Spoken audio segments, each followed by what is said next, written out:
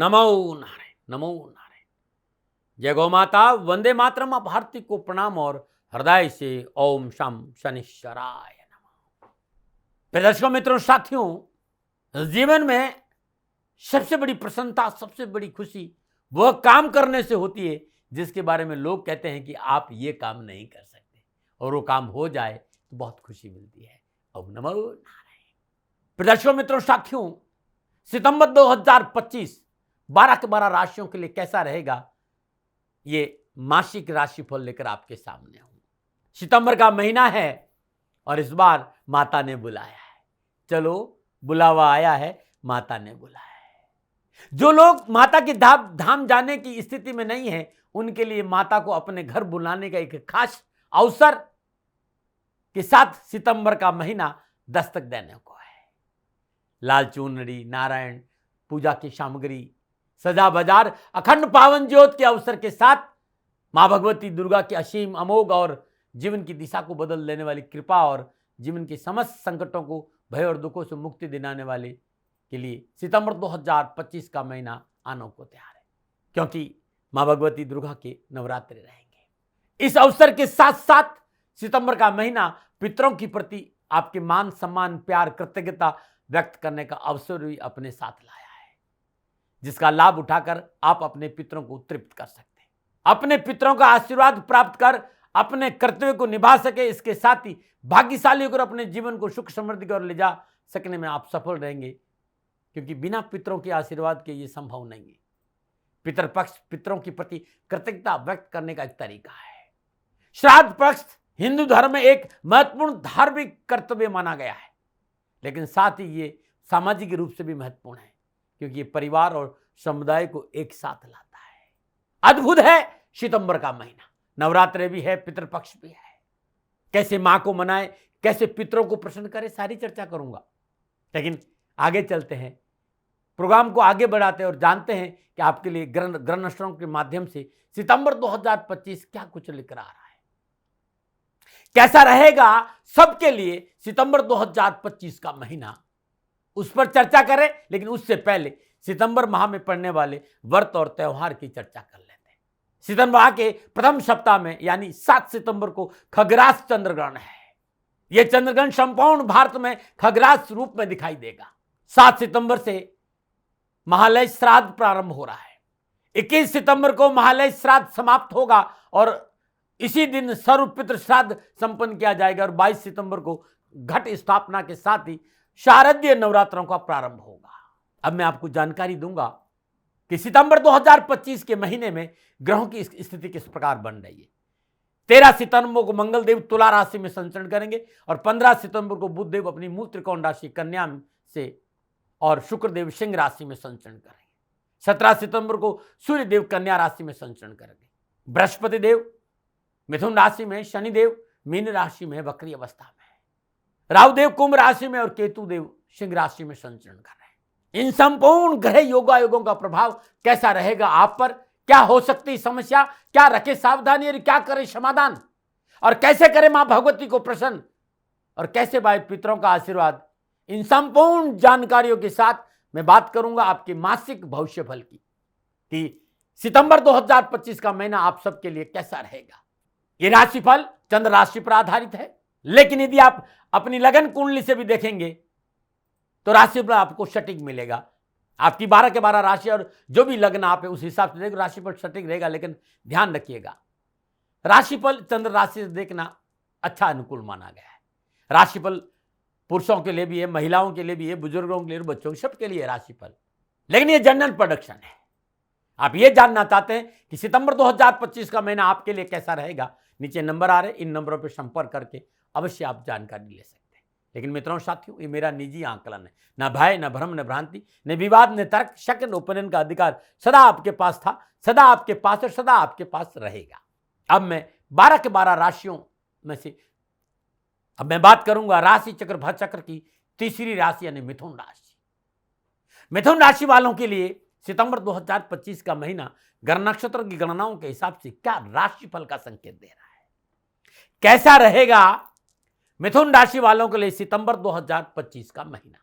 राशिफल पे आऊं उससे पहले व्यक्तित्व के बारे में कुछ विद्वानों की चर्चा। मिथुन राशि यानी आकर्षक व्यक्तित्व और अद्भुत चरित्र, लेकिन अस्थिर स्वभाव। हर दिन नया परिवर्तन और भ्रमणशील और विविधता प्रिय होती है मिथुन राशि को। बहुत जबरदस्त हाजिर जवाब और फुर्तीले होते हैं।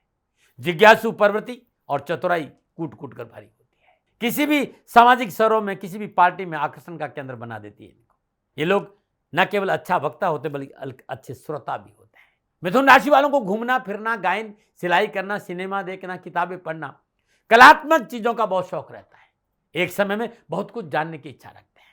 इस राशि के जातक लोगों का ध्यान अपनी तरफ आकर्षित करना चाहते हैं, लेकिन वैसा होते ही इनकी रुचि उस व्यक्ति, उस वस्तु से समाप्त हो जाए। जहीं किसी का ध्यान अपनी ओर आकर्षित, अभी दूसरी ओर चाहेंगे, क्योंकि प्रवृत्ति बड़ी चंचल होती है।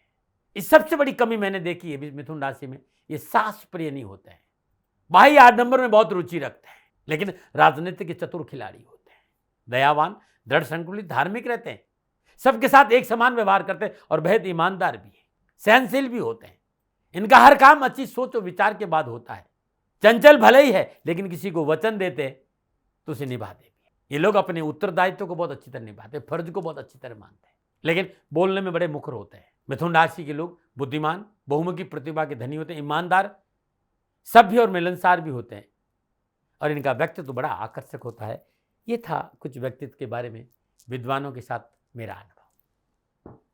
अब सितंबर 2025 का महीना मिथुन राशि वालों के लिए ग्रह गोचर का क्या संकेत बना रहा है, या ग्रह गोचर की क्या स्थिति बना रहा है, क्योंकि राशिफल का जो आधार है वो ग्रह गोचर है, तो उसे थोड़ा समझने का प्रयास करते हैं।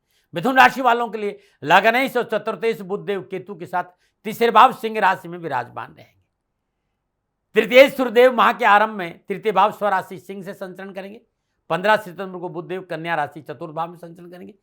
15 सितंबर को द्वादश और पंचमी शुक्रदेव भी सिंह राशि तीसरे भाव से संचरण करेंगे। 17 सितंबर को सूर्यदेव कन्या राशि चतुर्थ भाव में आ जाएंगे।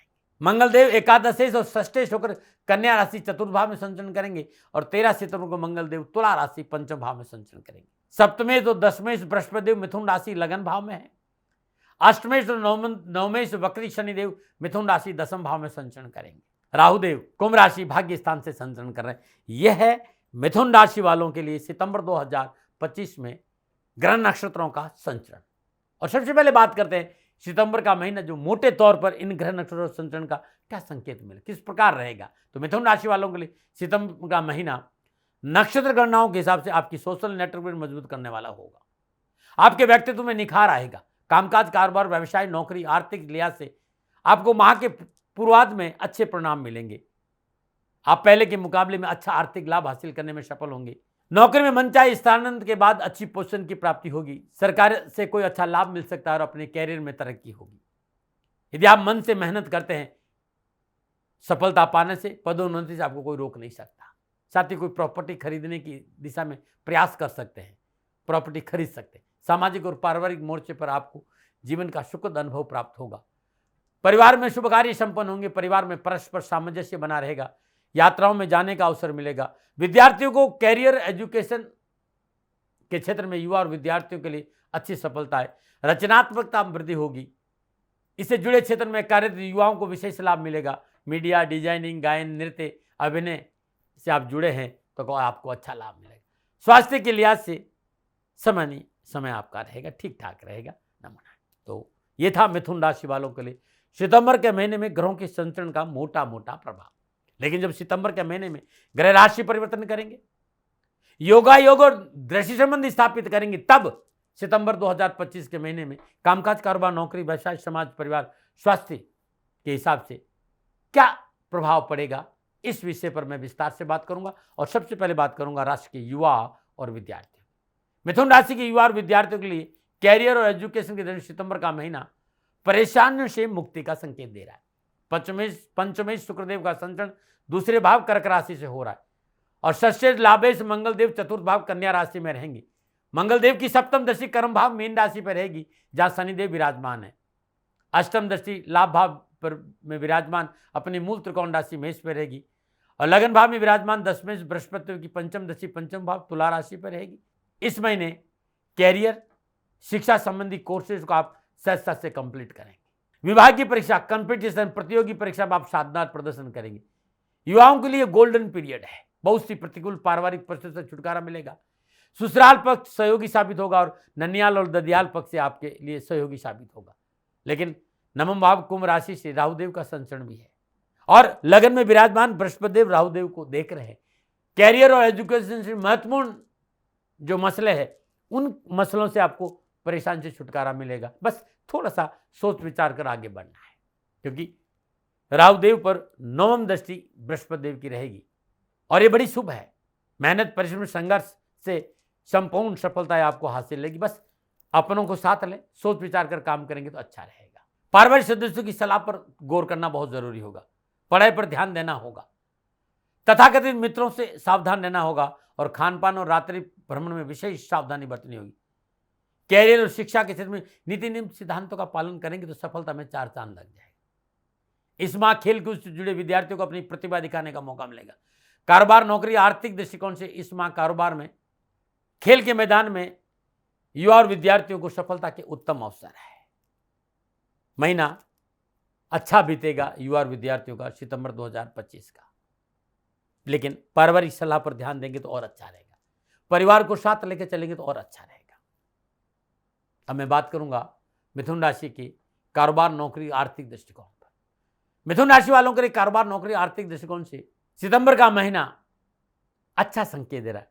इस माह कारोबार में आपको किसी का सहयोग मिलेगा और यह सहयोग आपकी किस्मत को बदल देगा। मिथुन राशि वालों के लिए दसम भाव मीन राशि से शनिदेव का संचरण है और शनिदेव की दसम दृष्टि व्यापार भाव धनु राशि पर रहेगी। साथ ही लगन भाव में विराजमान व्यापार कर्म भाव के अधिपति बृहस्पति देव की संपूर्ण सप्तम दृष्टि व्यापार भाव पर है और वहां पर विराजमान मूल त्रिकोण राशि धनु पर है और नवम दृष्टि भाग्य स्थान कुंभ राशि में जहां राहुदेव विराजमान है। यदि आप शिक्षा के क्षेत्र में कार्य करते हैं, यानी आप स्कूल, कॉलेज, यूनिवर्सिटी या कोचिंग सेंटर चलाते हैं, आप पढ़ाते हैं या आप कोई बड़ा कोचिंग सेंटर चलाते हैं या स्टेशनरी का कारोबार है या खाद्य सामग्री संबंधी कारोबार है, कपड़ों का व्यापार है, फूड प्रोडक्ट का व्यापार, सेल परचेज करते हैं, पत्रकारिता है, मीडिया है, फिल्म इंडस्ट्री के क्षेत्र में है, तो बस सफलता तो है आपके पास में जबरदस्त, लेकिन धैर्य जरूर चाहिए। सफलता आपके कदमों में, लेकिन धैर्य रखेंगे तो सफलता में 4 चांद लग जाएंगे। थोड़ी सी मेहनत आपने कर ली तो आर्थिक सुदृढ़ता बढ़ेगी। ये माह कारोबार, नौकरी के लिहाज से अनुकूलता का संकेत दे रहे हैं। उन्नति के अवसर प्राप्त होंगे, कार्य व्यवस्थाएं विस्तार होगा, एक से अधिक आय के साधन प्राप्त होंगे और महत्वाकांक्षाएं पूरी होगी। साहस पराक्रम का पूरा लाभ मिलेगा। अपनी क्षमता और सामर्थ्य दिखाने का अवसर मिलेगा। रोजगार के साधन उपलब्ध होंगे। इस समय सामाजिक सरोकार बढ़ेगा, इसका प्रत्यक्ष लाभ आपको कारोबार में देखने को मिलेगा। नौकरी संबंधी मसले हल होंगे, छोटी मोटी यात्राओं में लाभप्रद रहेगी। लेखन, पत्रकारिता और खेल से जुड़े जातकों को विशेष लाभ होगा। अपने व्यवहार को थोड़ा सा अच्छा रहेंगे तो और अच्छा रहेगा। आत्मविश्वास को मजबूत रखना, गोचर संकेतिक धन बढ़ेगा, अनावश्यक खर्चों में कमी आएगी। किसी प्रभावशाली व्यक्ति के साथ मिलने से आजीविका के में विस्तार होगा, लेकिन आलस्य और प्रमाद को अपने ऊपर हावी नहीं होने देना। ऐसा आपने किया तो आप सफलता में आगे बढ़ेंगे और आपके काम भी अच्छे करेंगे। लेकिन यदि आपने आलस्य को अपने ऊपर हावी होने दिया तो थोड़े से उठा पटक है, ध्यान रखिएगा।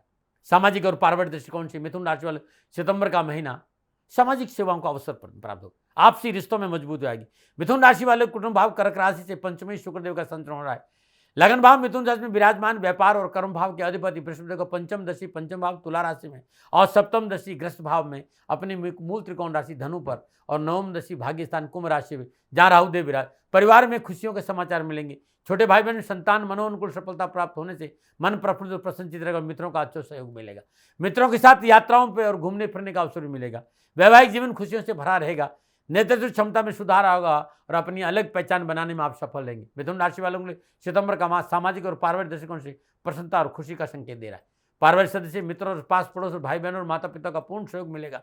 लेकिन माह के उत्तरार्ध में सावधानी का संकेत नजर आ रहा है। माह के प्रारंभ में तीसरे भाव में लगने से बुधदेव, सूर्यदेव, केतु देव साथ विराजमान है। सुख भाव कन्या राशि से मंगल देव का संचरण 13 सितंबर मंगल देव पंचम भाव तुला राशि में संचरण करेंगे। 17 सितंबर सूर्यदेव का संचरण सुख भाव कन्या राशि से होगा।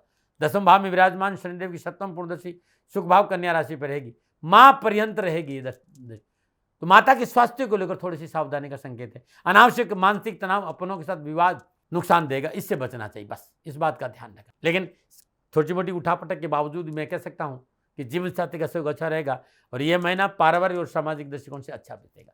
मिथुन राशि वालों के लिए स्वास्थ्य दृष्टिकोण से सितंबर का महीना मिला जुला संकेत रहे। लगन भाव में बृहस्पति देव की उपस्थिति रहने से स्वास्थ्य संबंधी समस्या राहत मिलेगी। परंतु चतुर्थ भाव में मंगल देव का संचरण माह के उत्तरार्ध में, चतुर्थ भाव से सूर्य देव का संचरण, शनिदेव की चतुर्थ भाव में सप्तम दृष्टि अनावश्यक स्वास्थ्य संबंधी परेशानियों का संकेत भी दे। खान पान की वजह से, दैनिक दिनचर्या नियमित नहीं रहने की वजह से, या फिर कोई पुरानी बीमारी परेशान आपको कर सकते, चिकित्सा में लापरवाही नहीं करेगा। स्वास्थ्य के दृष्टिकोण चिकित्सा में लापरवाही करना नुकसानदायी है। तकलीफ होने पर तुरंत चिकित्सा का सहारा लें, तुरंत डॉक्टरों से संपर्क करें, अन्यथा नुकसान हो सकता है। मिथुन राशि वालों, आप चाहते हैं कि सितंबर का महीना खुशियों से बीते, तो हर रोज गणेश जी के श्री चरणों में शुद्ध देसी घी का दीपक जलाई, मोदक का भोग लगाई, श्रद्धानुसार मोदक रोज, और भोग लगाने के बाद वहीं बैठकर गणेश गायत्री की एक माला जाप करें। पूजा के बाद ये मोदक 9 वर्ष की कन्याओं को बांट दीजिए। यदि आपके कैरियर, कामकाज, कारोबार, नौकरी, परिवार, समाज और में उठापटक है, या कारोबार में समस्या आ रही, नौकरी में समस्या, तो प्रत्येक बुधवार को पालक हरा ही होता है, या हरी सब्जियां किसी निर्धन गरीब विधवा स्त्री को दान में देंगे, आपके लिए बहुत अच्छा रहेगा और आपके कष्ट कम होंगे। ना मना। प्रदर्शकों, मित्रों, साथियों, 7 से संबंधित श्राद्ध पक्ष प्रारंभ हो रहा है। ये 15 दिन के श्राद्ध पक्ष है, और आप चाहते हैं कि आपके पितर प्रसन्न हो मिथुन राशि वालों, तो श्राद्ध पक्ष में जो मैं बताने जा रहा हूं, यह आपके लिए बड़ा उत्तम होगा। प्रत्येक व्यक्ति को, आप मिथुन राशि वाले हैं तो आपको अपने घर के दक्षिण दिशा में पितरों का श्री विग्रह लगाना चाहिए। फ्रेम का जो फोटो है, यदि वो हरे कलर का रहे तो बहुत शुभ रहेगा। पितरों को हर रोज सुंदर पुष्प अर्पित करें, माला अर्पित करें, श्रद्धापूर्वक पंचोपचार पूजन करें, धूप दीप नैवेद्य पुष्प और अक्षत अर्पित करें। वहीं बैठकर ओम पितृदेवता भयो नमः इस मंत्र का 108 बार हर रोज सुबह सुबह कर लीजिए। अपने पूर्वजों की मृत्यु तिथि के दिन किसी सदाचारी ब्राह्मण को बुलाइए, सदापूर्वक पूजन कराइए, तर्पण करिए, और जो भोजन आपके पूर्वजों को पसंद था वो भोजन ब्राह्मणों और गरीबों को अपने हाथ से कराइए। उस दिन भोजन और वस्त्र का दान देना बड़ा शुभ रहेगा।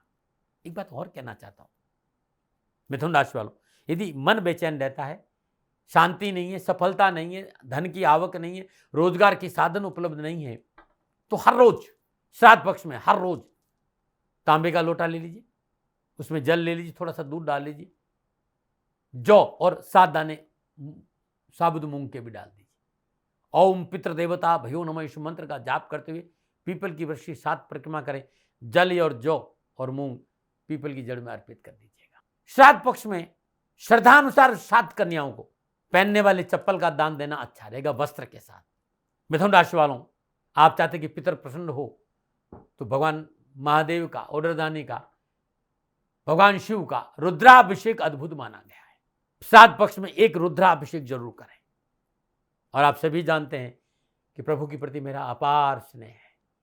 पूरे श्रावण में आप सभी ने देखा है कि मैंने हर रोज मुझे 12-13 घंटा अवसर मिला, और 3 घंटा में लाइव भी रखता था। यदि आप चाहते हैं कि आपके पितर प्रसन्न और पितरों की कृपा प्राप्त हो, तो रुद्राभिषेक मैं आपके लिए कर सकता हूं। धन के लिए नहीं, आपकी खुशी के लिए। हाँ, मुझे कुछ सामान की जरूरत पड़ेगी तो नीचे नंबर आ रहे हैं, इन नंबरों का संपर्क करके आप निसंकोच रुद्राभिषेक का लाभ उठा सकते हैं, और अपने घर में भी आप रुद्राभिषेक कर सकते हैं। मिथुन राशि वालों, कामकाज, कारोबार, नौकरी, समाज, परिवार में सफलता, घर में बरकत और बचत के लिए हर रोज सूर्य उदय से पहले और सूर्यास्त के बाद सुबह और शाम मिट्टी का दीपक लीजिए, उसमें देसी कपूर यानी भीमसेनी कपूर, ब्रास कपूर जिसे अपन कहते हैं, थोड़ी सी दालचीनी, 7 लौंग, 1 जावित्री, इसको जला करके अपने पूरे घर में धूप कर दीजिएगा। यह हर रोज लगातार 15 दिन करके देखिएगा, घर की नकारात्मक ऊर्जा बाहर निकल जाएगी और आपका जीवन खुशियों से भरा रहेगा। मिथुन राशि वालों, श्राद्ध पक्ष में आपके लिए उत्तम उपाय रहेंगे न मनाने। मित्रों, साथियों, 22 सितंबर 2025 शारदीय नवरात्रों का प्रारंभ है, और संपूर्ण राष्ट्र को शारदीय नवरात्रों की हार्दिक शुभकामनाएं। मित्रों, साथियों, आपकी मिथुन राशि है, आपके परिवार में कलह रहता है, घर में बरकत नहीं है, बचत नहीं, घर में सुख शांति नहीं है, कारोबार में धन लाभ नहीं रहता है, नौकरी में उठापटक है और जीवन कष्टपूर्ण है, तो ये उपाय मिथुन राशि वालों को नवरात्रों की चौथे दिन प्रारंभ करना चाहिए, और लगातार 43 दिन करना है, 40 और 3 दिन। ध्यान रखिएगा मित्रों, साथियों, यह अद्भुत उपाय है नवरात्रों में मिथुन राशि वालों के लिए। और लगातार कितने? 43 दिन। प्रारंभ कब करना है? तो नवरात्रों के चौथे दिन अपने पूजा स्थान में सुंदर चौकी बिछा दीजिए लाल वस्त्र पे, और माँ का चौथी माँ का मानी माँ कुष्मांडा का सिर वगैरह स्थापित करिए। जल गंगा जल पंचामृत पवित्र करने के उपरांत माँ का पंचोपचार पूजन करिए और माँ के सामने लगातार 40 दिन अखंड ज्योत जलाइएगा। ऐसा कौन सा दर्द है जो नहीं मिटेगा। अद्भुत है माँ के नवरात्रे। नवरात्र के चौथे दिन ये पूजा प्रारंभ करें, लगातार 40 दिन करेंगे। माँ के सामने अखंड ज्योत जलाएंगे, धूप दीप नैवेद्य पुष्प और अक्षत अर्पित करेंगे। तत्पश्चात ओम ऐं ह्रीं क्लीं चामुंडाय विचे इस मंत्र का जाप करते हुए हर एक कपड़े में, पवित्र कपड़े में श्रद्धानुसार या फिर 1.25 किलो साबुत मूंग की पोटली बना दीजिए। ये मनोकामना पोटली है मित्र, ये मनोकामना पोटली है। अपनी मनोकामना का ध्यान करते हुए इस पोटली को माँ के चरणों में रख दीजिए और पुनः श्रद्धापूर्वक अपने किसी मिट्टी के पात्र में 108 इलायची ले लीजिए।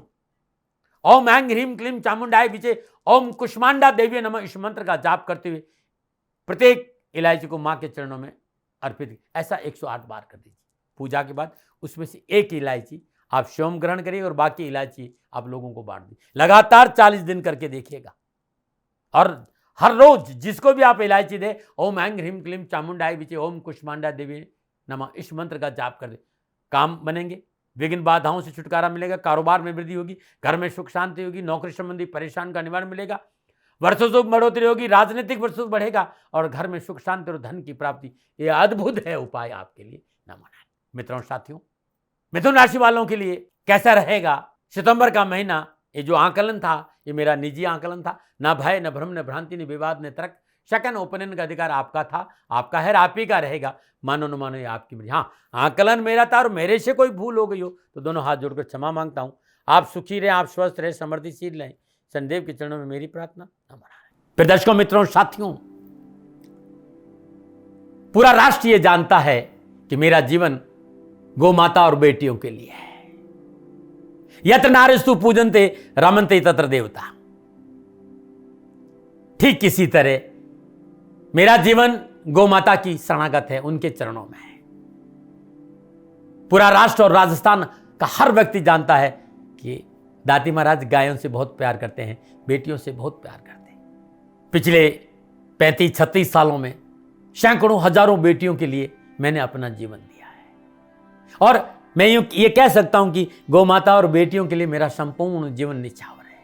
और ये मेरे जीवन का उद्देश्य था, क्योंकि मेरे लिए राष्ट्र कोई बड़ा है, ना राष्ट्र से बड़ा कोई हो सकता, न संभावना है। और गौ माता और बेटियां राष्ट्र की धरोहर है, उनके लिए ये करना मेरा कर्तव्य भी था, मेरा कर्म भी था और मेरा धर्म भी था। मैं आपको किसी वजह से नहीं सुना रहा हूं ये बात, बस खाली बता रहा हूं कि ये मेरे जीवन का लक्ष्य था। मैं अपने राष्ट्र की सेवा करूं, ये मेरा धर्म है, क्योंकि मैं इस राष्ट्र का नागरिक हूं। पिछले 30-35 सालों से मैं बेटी बचाओ गौ सेवा में अपना संपूर्ण जीवन राष्ट्र के साथ लगाया। समय बड़ा बलवान है, समय बलवान होता साथियों। वर्तमान परिस्थितियां आर्थिक दृष्टिकोण से मेरी अनुकूल नहीं है, यह मैं संकेत आपको कई बार दे चुका हूं। धन नहीं मांग रहा हूं, मैंने आज तक राष्ट्र से कभी नहीं कहा कि मुझे धन दो, मुझे पैसे नहीं चाहिए। ना मैंने पहले कभी पैसे मांगे थे और ना मैं अभी पैसे मांग रहा हूं।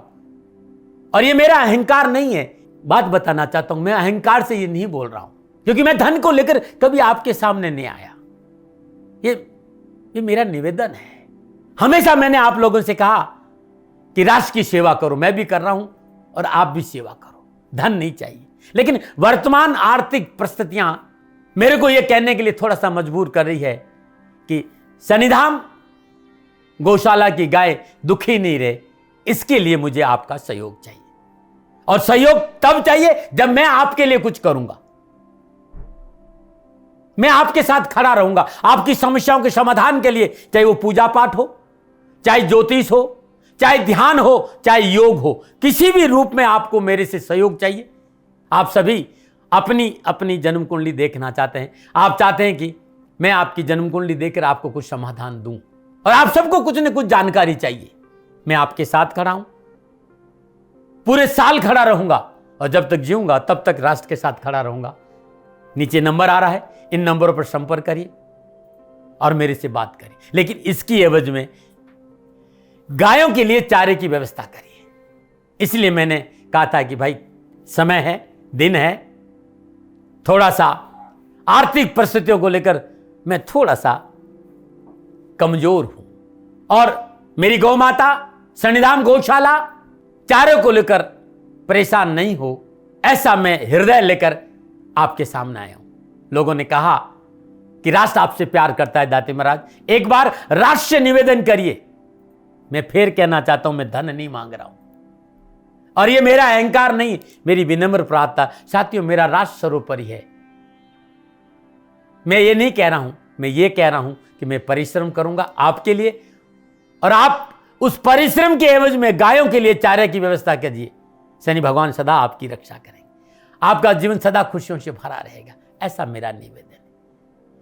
और वे सभी लोग जो सक्षम है, सामर्थ्यवान है, जिन्हें दाती महाराज के ज्योतिषीय समाधान की आवश्यकता नहीं है, उनको मेरा प्रणाम है। और उन सबको मेरा प्रणाम है जो सन्निधान गौशालाओं को सपोर्ट करते हैं, सेवा में कंधा से कंधा मिलाकर खड़ा रहते हैं। जब से मैंने ये सूचना दी, जब से मैंने ये मैसेज दिया, हजारों लोग सन्निधान गौशाला के साथ कंधा से कंधा मिलाकर खड़े हैं। उन सबको मेरा धन्यवाद, मेरा आभार, अभिनंदन।